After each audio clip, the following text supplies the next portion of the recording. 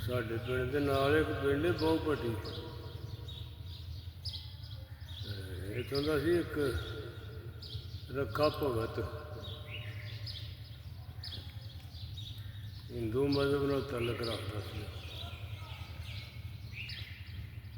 ਉਹ ਕਦੇ ਕਦੇ ਨਾ ਬੇਰ ਵੇਚਦਾ ਸੀ, ਅੰਬੀਆਂ ਲੈ ਆਉਣੀਆਂ, ਜਾਮ ਨੂੰ ਲੈ ਆਉਣੇ, ਉਹ ਵੇਚਣੇ। ਉਦੋਂ ਪਿੰਡਾਂ ਦੇ ਰਸਤੇ ਕੱਚੇ ਸਨ,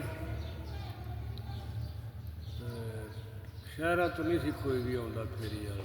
ਪਿੰਡਾਂ ਵਿੱਚ ਨਿਕਲ ਕੇ ਤੇ ਫੇਰੀ ਵਾਲੇ ਕੰਮ ਕਰਦੇ ਹਨ। ਅਤੇ ਉਹ ਰੱਖਾ ਭਗਤ ਆਉਂਦਾ ਹੁੰਦਾ ਸੀ, ਅੱਗੇ ਛਾਬੜੀ ਧਰ ਕੇ ਨਾ ਬੇਰਾਂ ਦੀ, ਅਤੇ ਉਹ ਪੜ੍ਹਦਾ ਹੁੰਦਾ ਸੀ ਕਦੇ ਨਾਤ।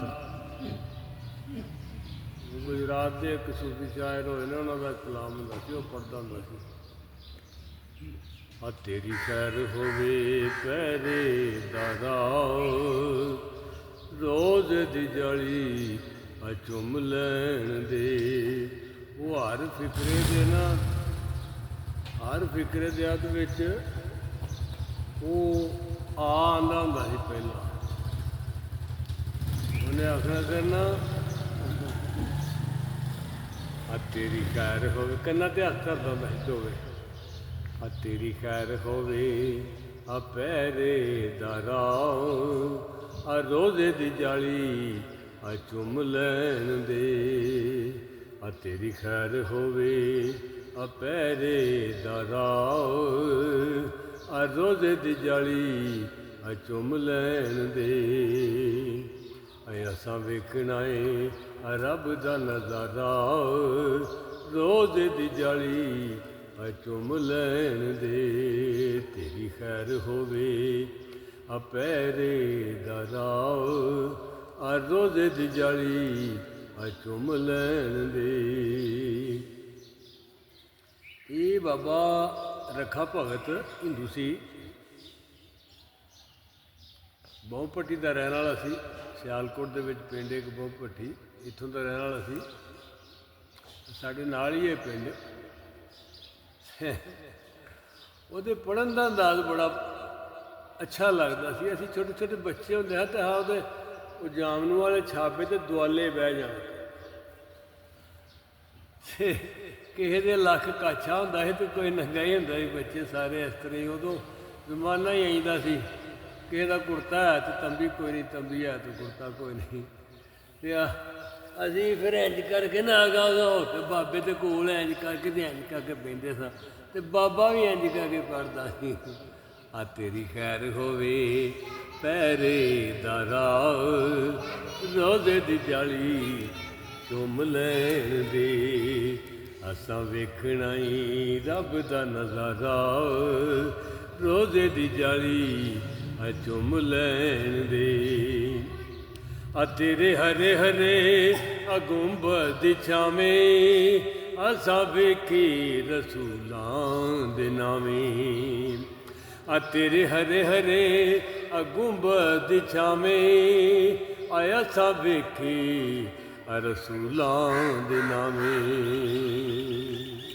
ਓ ਇੱਥੇ ਝੁਕਦਾ ਏ ਆ ਕੇ ਜਗ ਸਾਰਾ, ਆ ਰੋਜ਼ੇ ਦੀ ਜਾਲੀ ਆ ਚੁੰਮ ਲੈਣ ਦੇ। ਆ ਨਾਏ ਤੂਰ ਤੇ ਨਾ ਅਰਸ਼ ਮੁਅੱਲਾ, ਇੱਥੇ ਹਰ ਵੇਲੇ ਵਸਦਾ ਏ ਆ ਅੱਲਾ। ਆ ਨਾਏ ਤੂਰ ਤੇ ਨਾ ਅਰਸ਼ ਮੁਅੱਲਾ, ਆ ਇੱਥੇ ਵਸਦਾ ਏ ਹਰ ਵੇਲੇ ਅੱਲਾ। ਅਸਾਂ ਵੇਖਣਾ ਏ ਰੱਬ ਦਾ ਨਜ਼ਾਰਾ। ਕਿਹਦਾ ਨਜ਼ਾਰਾ? ਰੱਬ ਦਾ ਨਜ਼ਾਰਾ। ਇਹ ਮੁਹੰਮਦ ਦਾ ਪਾਕ ਦਵਾਰਾ, ਰੋਜ਼ੇ ਦੀ ਜਾਲੀ ਇਹ ਚੁੰਮ ਲੈਣ ਦੇ। ਉਹ ਇਹ ਵੀ ਲਾਈਨ ਆਉਂਦਾ ਹੁੰਦਾ ਸੀ, ਆਏ ਅਸਾਂ ਵੇਖਣਾ ਏ ਰੱਬ ਦਾ ਨਜ਼ਾਰਾ, ਆ ਰੋਜ਼ੇ ਦੀ ਜਾਲੀ ਆ ਚੁੰਮ ਲੈਣ ਦੇ। ਯਾਰ ਕਿਆ ਖਲੂਸ ਸੀ ਉਸ ਬਾਬੇ ਵਿੱਚ। ਬਾਬਾ ਹਿੰਦੂ ਸੀ, ਨਾਤ ਮਦੀਨੇ ਵਾਲੀ ਸਰਕਾਰ ਦੀ ਪੜ੍ਹਦਾ ਸੀ। ਬੜੇ ਜ਼ੌਕ ਨਾਲ ਪੜ੍ਹਦਾ ਸੀ। ਫਿਰ ਦੁਆਲੇ ਬੈ ਕੇ ਬੱਚੇ ਸੁਣਦੇ ਹੁੰਦੇ ਸਨ, ਬੜਾ ਮਜ਼ਾ ਆਉਂਦਾ ਹੁੰਦਾ ਸੀ। ਹਾਂਜੀ, ਨਾ ਤੂਰ ਨਾ ਅਰਸ਼ ਮੁਅੱਲਾ, ਇੱਥੇ ਹਰ ਵੇਲੇ ਵਸਦਾ ਹੈ ਅੱਲਾ। ਹਾਂਜੀ, ਜਿੱਥੇ ਕਈਆਂ ਮੌਲਵੀਆਂ ਨੂੰ ਮੌਤ ਪੈ ਜੇ ਵੀ ਇਹ ਗੱਲ ਕਿਉਂ ਆਖੀ। ਇਹ ਬੜੇ ਮੁਸਤਨਦ ਬੰਦੇ ਦਾ ਕਲਾਮ ਸੀ। ਇਹ ਗੁਜਰਾਤ ਦੇ ਸੂਫੀ ਸ਼ਾਇਰ ਹੋਏ ਨੇ। ਨਾ ਏ ਤੂਰ ਤੇ ਨਾ ਏ ਅਰਸ਼ ਮੁਅੱਲਾ, ਇੱਥੇ ਹਰ ਵੇਲੇ ਵਸਦਾ ਏ ਅੱਲਾ। ਅਸਾਂ ਵੇਖਣਾ ਏ ਰੱਬ ਦਾ ਨਜ਼ਾਰਾ, ਰੋਜ਼ੇ ਦੀ ਜਾਲੀ ਚੁੰਮ ਲੈਣ ਦੇ। ਤੇਰੀ ਖੈਰ ਹੋਵੇ ਪਹਿਰੇਦਾਰਾ, ਰੋਜ਼ੇ ਦੀ ਜਾਲੀ ਚੁੰਮ ਲੈਣ ਦੇ। ਸੱਲੱਲਾਹੁ ਅਲਾ ਹਬੀਬਿhi ਮੁਹੰਮਦ।